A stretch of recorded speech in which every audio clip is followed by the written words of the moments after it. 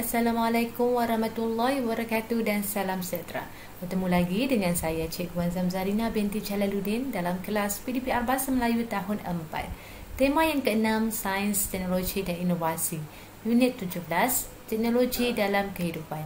Tajuk ingin kita pelajari pada hari ini ialah robot impian dalam standard pembelajaran 4.3.2. Dari segi standard kandungan 4.3 ini, kita akan menghasilkan bahan sastra dengan menyerapkan keindahan dan kesatuan bahasa serta mempersembahkan secara kreatif. Dari segi standard pembelajaran 4.3.2, kita akan mengubah suai cerita secara berpandu dan mempersembahkannya secara kreatif. Dari segi objektif pembelajaran, pada akhir pengajaran dan pembelajaran, murid dapat mengubah suai 4 perenggan cerita secara berpandu dan mempersembahkan secara kreatif. Dari segi kriteria kejayaan pula, murid dapat mengubah suai sekurang-kurangnya 3 daripada 4 perenggan cerita secara berpandu dan mempersembahkan secara kreatif. Ini ialah paparan teks yang terdapat di dalam buku teks kalian tentang robot impian. Seperti biasa, kita perlu membaca dan mengubah suai cerita serta mempersembahkannya dalam bentuk yang kreatif. Jadi kita akan baca dan fahami cerita, kemudian kita akan ubah suai cerita tersebut berdasarkan topik ataupun grafik yang diberikan. Jelas murid-murid, mari kita baca bersama-sama. Robot impian. Zara dan kakaknya Fika mempunyai impian memiliki robot untuk membantu ibu mereka. Mereka telah berjumpa dengan robot impian mereka semasa berkunjung ke pameran inovasi robotik. Ini cerita tentang robot impian Zara dan kakaknya Fika yang ingin memiliki robot impian masing-masing yang bertujuan untuk membantu ibu mereka. Jadi mereka telah menemui robot impian mereka ini ketika mereka telah berkunjung ke pameran inovasi robotik. Mari kita lihat cerita Fika, kakak pada Zara, dan cerita Zara sendiri, robot pilihan ataupun robot impian mereka. Hai kawan-kawan, nama saya Robot Vakum. Saya dicipta dengan teknologi terkini. Saya mampu meringankan tugas membersihkan rumah. Okay, ini pilihan kakak kepada Zara, iaitu robot vacuum. Ya, dicipta dengan teknologi terkini dan mampu meringankan tugas membersihkan rumah. Jadi kita perlu ubah cerita daripada cerita Fika ini kepada pilihan robot Zara. Mari kita lihat robot Zara ya. Hai kawan-kawan, nama saya robot pengelap. Saya dicipta dengan teknologi moden. Saya mampu, jika kamu lihat di sini, robot vacuum tu ditukar kepada robot pengelap. Kemudian teknologi terkini dalam cerita Zara ini teknologi moden. Jadi kita teruskan, saya mampu membersihkan rumah. Kita lihat ubah suara cerita ini secara lengkap. Hai kawan-kawan, nama saya robot pengelap. Saya dicipta dengan teknologi moden. Saya mampu meringankan tugas mengelap lantai rumah. Okay, membersihkan rumah tu tukar jadi mengelap rantai rumah. Ini cerita Zara untuk perenggan yang pertama. Lihat perenggan yang kedua. Saya mampu membersihkan rumah setiap hari. Saya berupaya menyedut segala kotoran. Tuan saya hanya perlu menekan switch untuk menggerakkan saya. Ini tentang robot Fika tadi ya, robot vacuum. Jadi robot vacuum ini berfungsi untuk membersihkan rumah ya. Boleh menyedut kotoran dan hanya perlu menekan switch untuk menggerakkannya. Kita lihat pula robot Zara tadi ya, robot pengelap. Di sini kita perlu menambah cerita, ubah suai cerita ini di bahagian pensel ini. Saya mampu mengemuk lantai setiap hari. Saya berupaya, kita lihat cerita lengkapnya. Saya berupaya membersihkan segala kotoran yang melekat.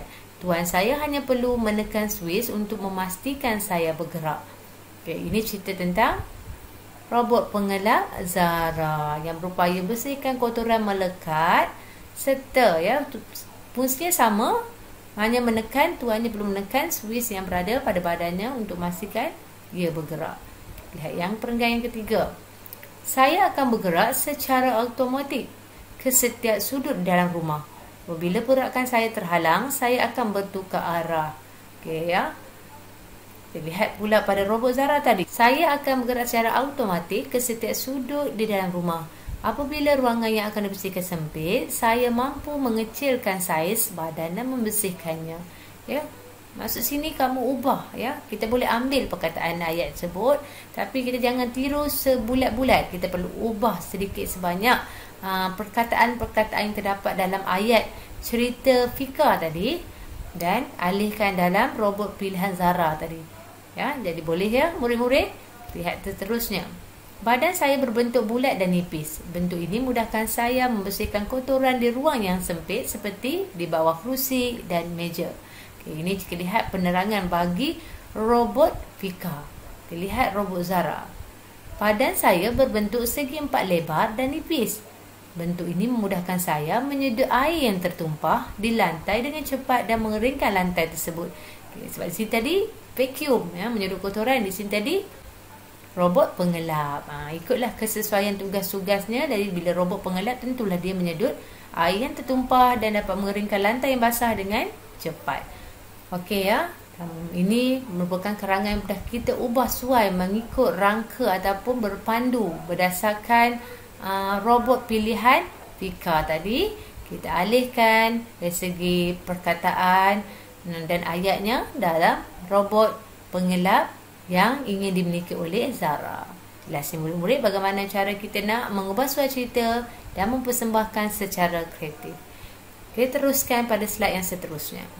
Okay. Seperti biasa, cikgu ada sediakan latihan interaktif full game, iaitu mana kamu perlu juga mengubah suai cerita, ya, berdasarkan topik yang cikgu bagi ni, kita selamatkan alam kita.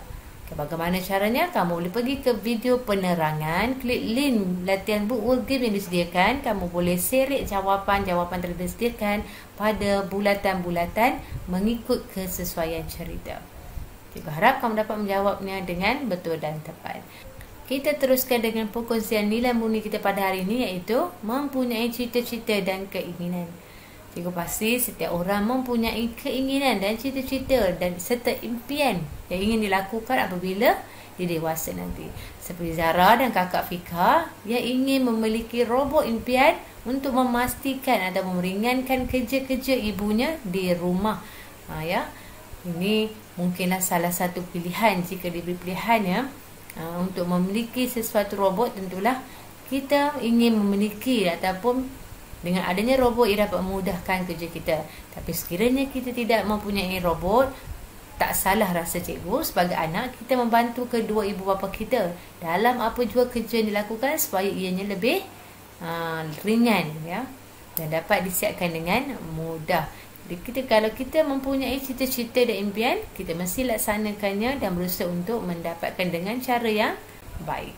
Murid-murid, sampai di sini saja perkongsian cikgu tentang tajuk kita pada hari ini. Kita akan berjumpa lagi di kelas yang seterusnya. Ingat pesanan cikgu, anda belajar, anda hebat. Sekian, terima kasih. Assalamualaikum.